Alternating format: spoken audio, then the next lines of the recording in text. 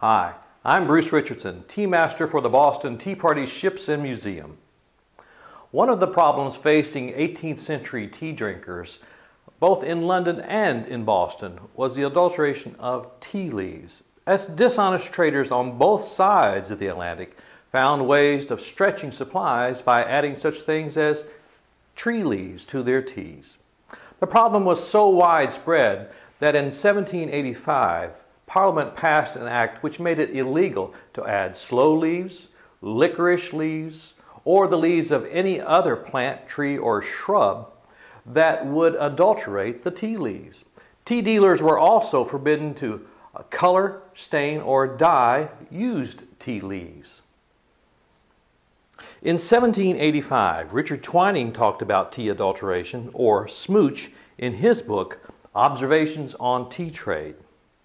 I shall here communicate to the public a particular account of this manufacture, which I have lately received from a gentleman who made very accurate inquiries on the subject of making smooch with ash leaves. When gathered, leaves are first dried in the sun, then baked.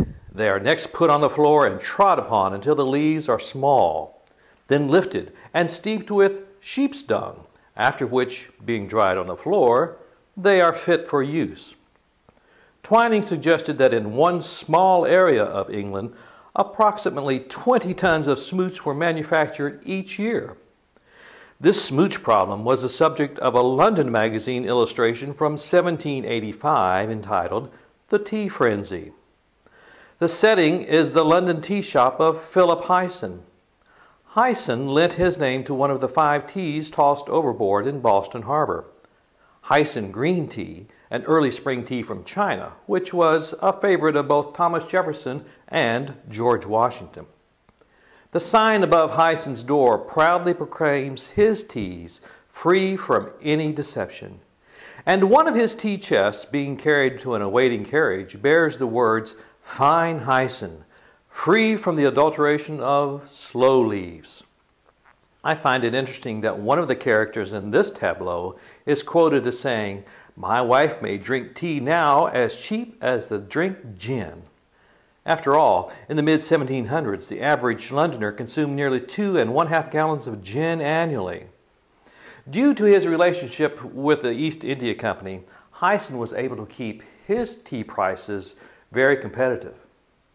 Well, because the consuming public knew that it was easier to adulterate green tea, more and more people began to buy only black tea. This may have marked the beginning of the British preference for black tea, which was for decades emulated by their American cousins in Boston. Well, we hope you can join us in Boston at the Boston Tea Party Ships and Museum, where in Abigail's Tea Room, you too can sample Hyson green tea free from any adulterations, of course. Until we see you in Boston, go forth and make good tea.